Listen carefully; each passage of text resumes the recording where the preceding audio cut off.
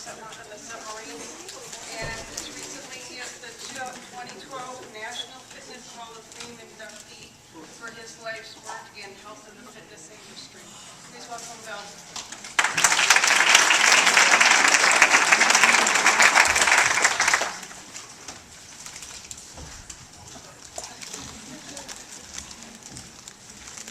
Good afternoon. Thank you very much for having me today. Where are we going to do the exercise? I got gym clothes on over here. Class? We'll do class later. First of all, I'd like to thank you for having me.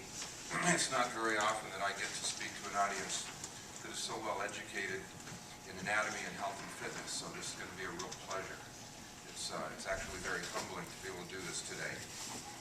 I'd like to thank two very extraordinary women. One, Dr. Virginia Pendergast, for inviting me here today. And number two, my wife Debbie, for getting me here today. So, let me just make sure I know how this PowerPoint works. Okay, this is about workplace wellness, maintaining health and fitness in the modern world. And we're going to get to a program that I designed for the U.S. Navy. It's been very helpful for people to find weight resistance exercise in places that you wouldn't ordinarily be able to do those kind of exercises. But first we're going to talk about how I got there and a little story about my background and what led up to this. So, push that button.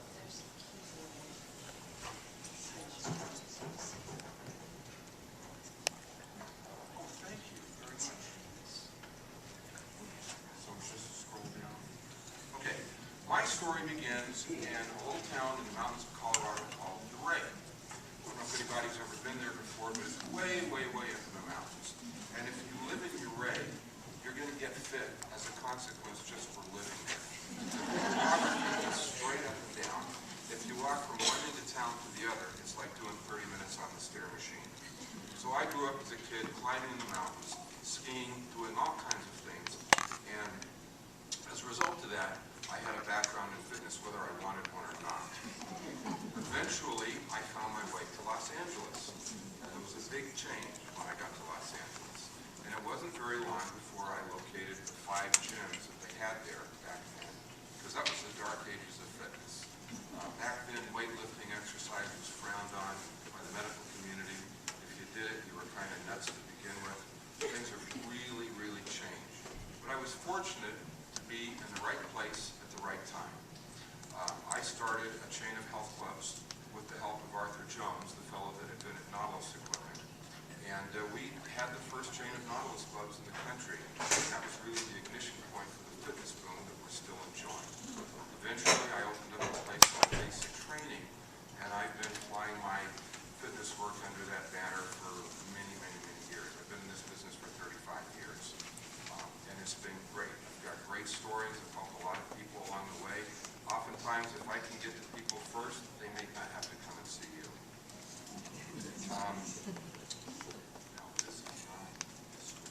There we go. My wife Debbie and I currently own and operate Basic Training Medics in Scottsdale. Basic Training is a weight resistance exercise facility. It's modeled after some of the facilities that I built in Germany, right down to the wood floor. And we have state-of-the-art weight resistance exercise equipment there, which you don't really find in most gyms and fitness centers. Inside of Basic Training is a smaller facility. It's very private, and that's where I do my one-on-one training with my clients that come and train with me from early in the morning till late at night. And that's basically what I do all day long, is I train clients in weight resistance exercise. Now, okay, why do we need to exercise? Well, this goes back to the Industrial Revolution.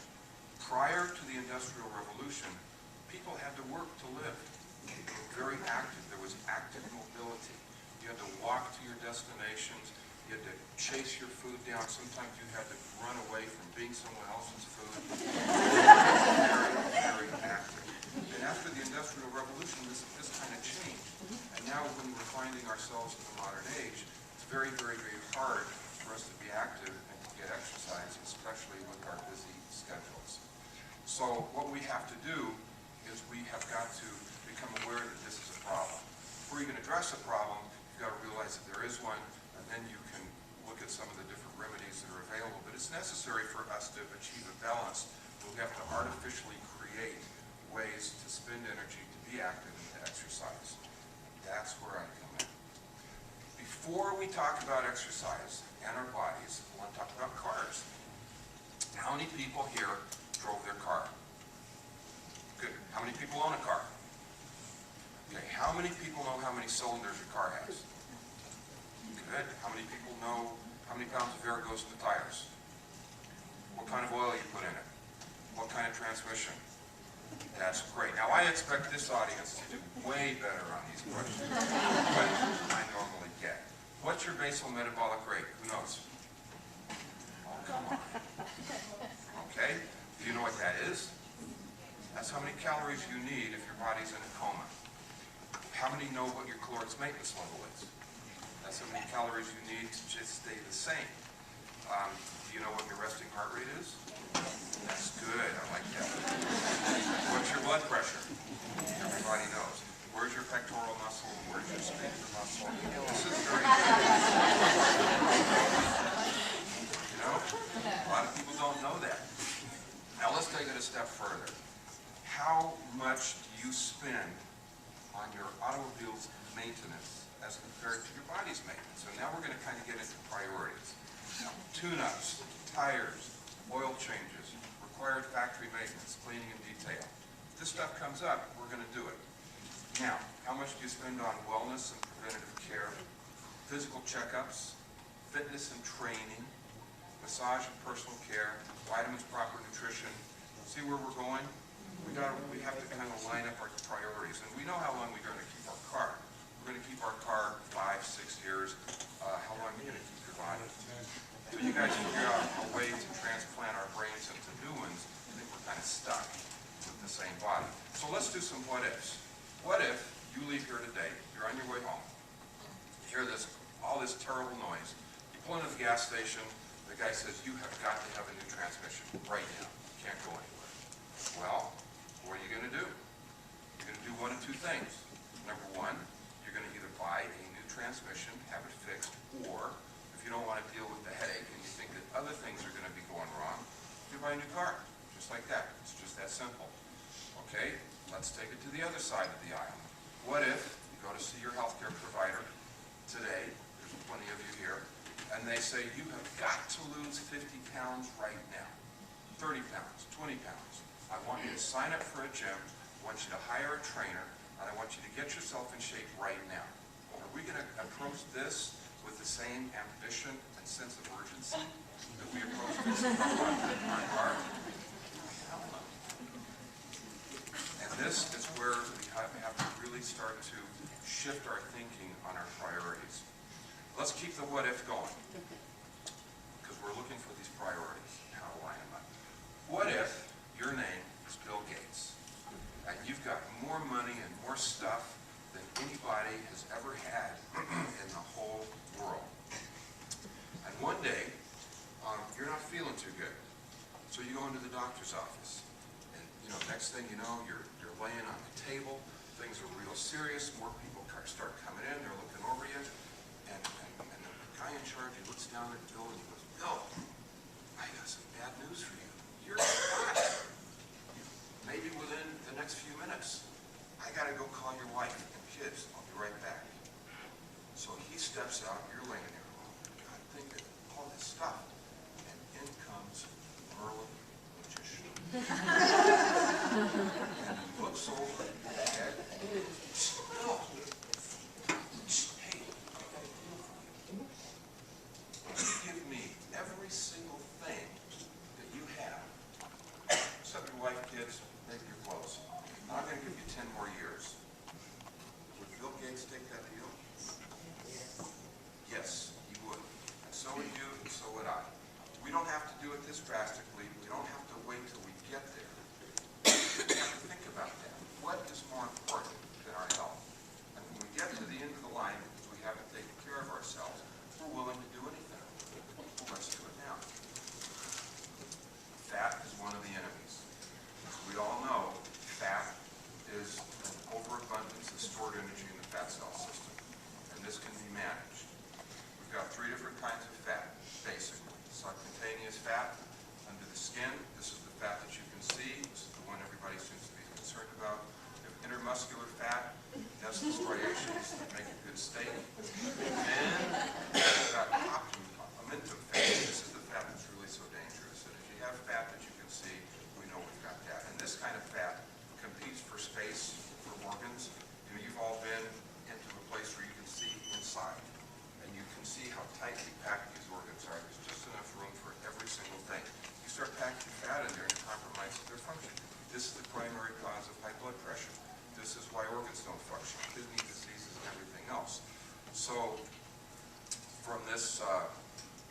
picture here, you can see what kind of pressure this puts our torso and our internal organs on.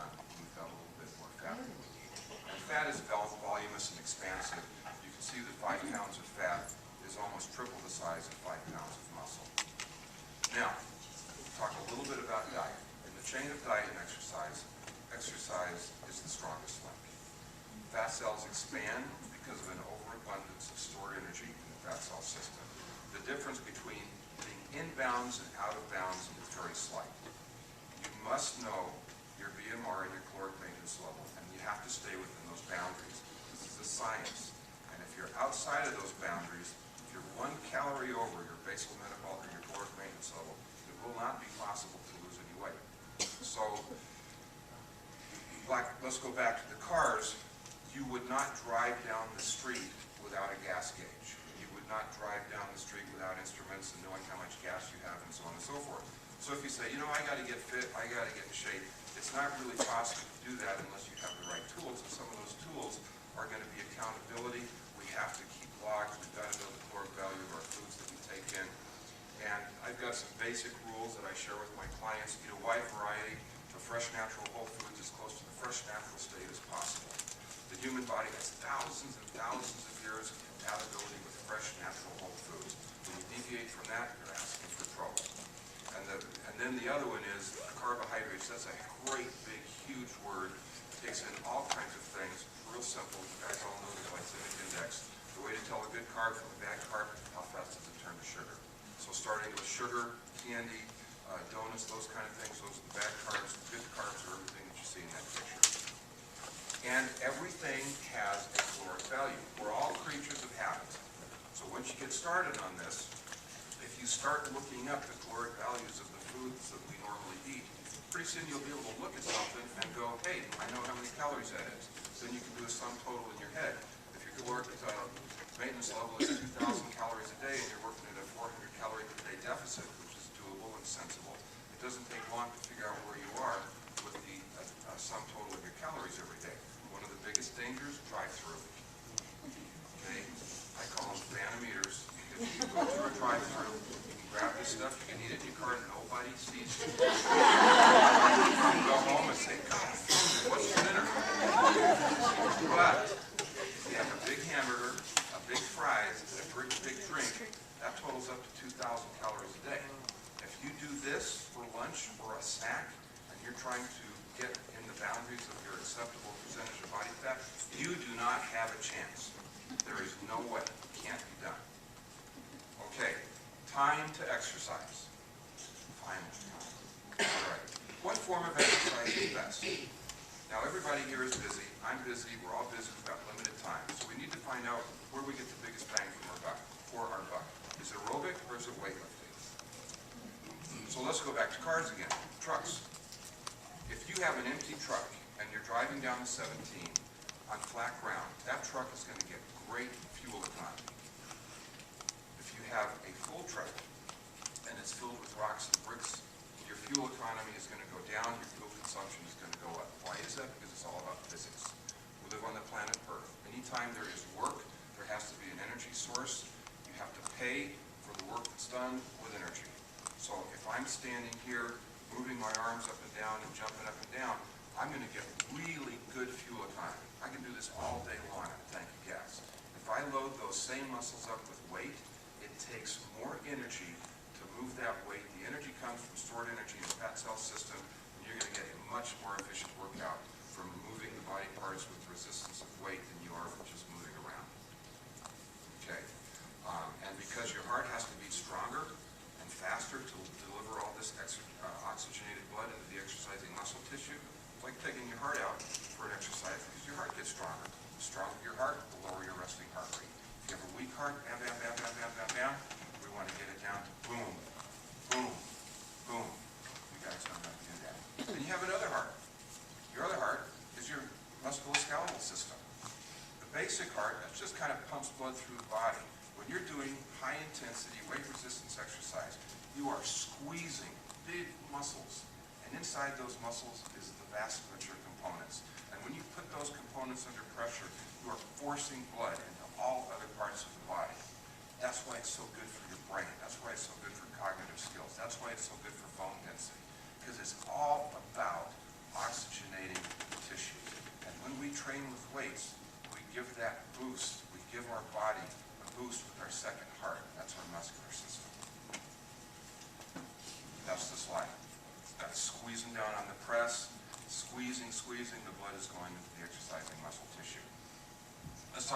functional training versus isolated training.